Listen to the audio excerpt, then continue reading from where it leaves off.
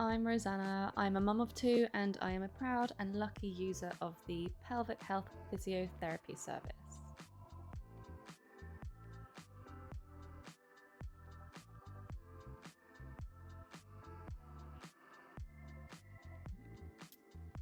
So I decided to seek help with my pelvic health after dealing with a range of symptoms day to day, such as lower back pain, painful sex, and what really made me take action was finding out that I had an overactive pelvic floor. But yeah, I didn't realize that these symptoms were connected to my pelvic health and my pelvic floor, and I was beginning to think they were just things that I had to live with.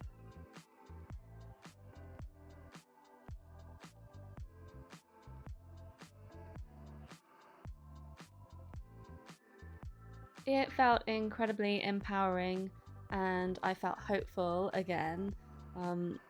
As a mum, there's often a sense of needing to go through your GP or other professionals to be referred and to access care. And I think this can be a barrier for lots of people to actually getting help, because your pelvic health is a sensitive and personal thing. So being able to self-refer, I found really, really helpful. Personally, I was recovering from a traumatic birth, so it's another way of building confidence and regaining a bit of control. Yeah, I could take charge of my own health, so I thought it was great.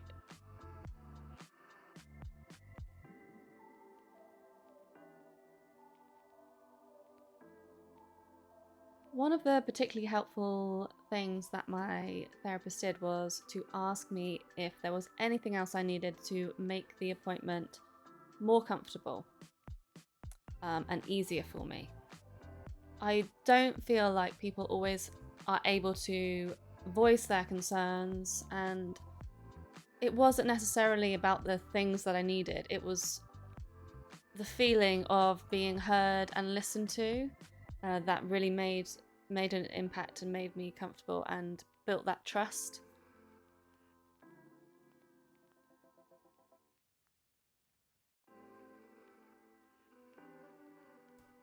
Receiving trauma-informed care really made all the difference for me. I felt in control and comfortable throughout my treatment, and my physiotherapist Jane really, really listened to my concerns, and I was able to communicate my needs because I felt safe and listened to. We dimmed the lights. I played relaxation music. I even brought essential oils to help me to relax. And they might seem like small things, but they really did make all the difference. Just making me feel safe and comfortable and able to access the help that I needed. Yeah, they were met with understanding, and it made all the difference, honestly.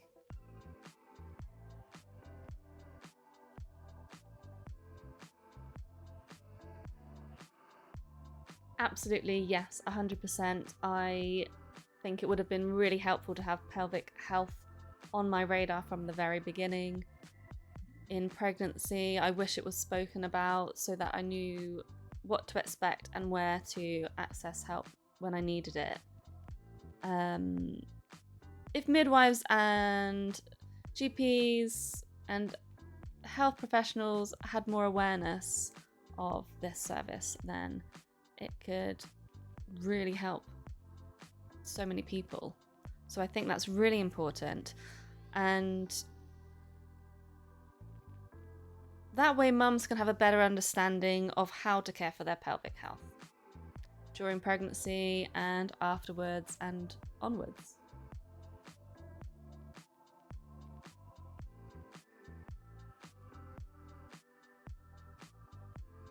Yeah, I do think that happens.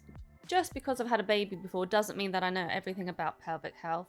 It doesn't mean that I had resolved any issues that may still be ongoing from my first or previous pregnancy. And it doesn't mean that this subsequent pregnancy is going to go the same way. I think it's also important to note that the research and evidence is always growing and evolving. So something you may have understood previously may now be outdated, or there may be new evidence for different approaches and treatments.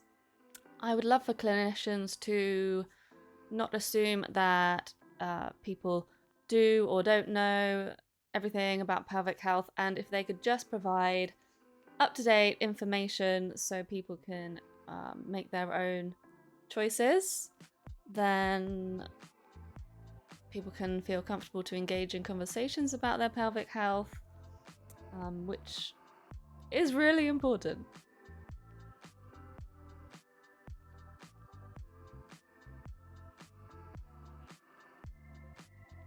I was concerned in the beginning and a bit worried that it could be too late for me, but I was reassured that even though there may be a cutoff within the NHS about accessing the support, that there are other independent pelvic health physiotherapists who can offer support at any stage, and it's never too late. There's always things that can be offered, even if it's years later after birth. You know, I don't feel like people should feel like they just have to suffer in silence forever.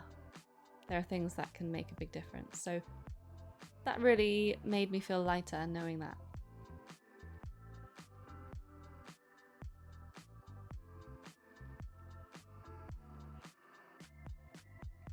So my advice would be, if you are experiencing symptoms, don't suffer in silence. Don't just brush it off as part of being a mum and something that you have to just suffer with and struggle on with. Speak up during your appointments or self-refer. You are in control. You have the power to take charge of your health, and women deserve better. So speak up for yourself, and you never know, it might just change your life for the better.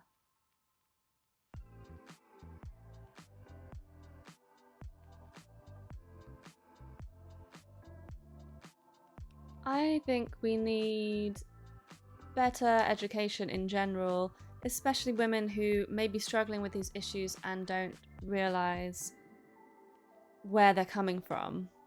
It would be really helpful if healthcare professionals could normalise these conversations so that people know where to seek help and that it's okay. Just that little bit of awareness can go a long way, and it might really, really help someone who has been struggling for a long time with these issues.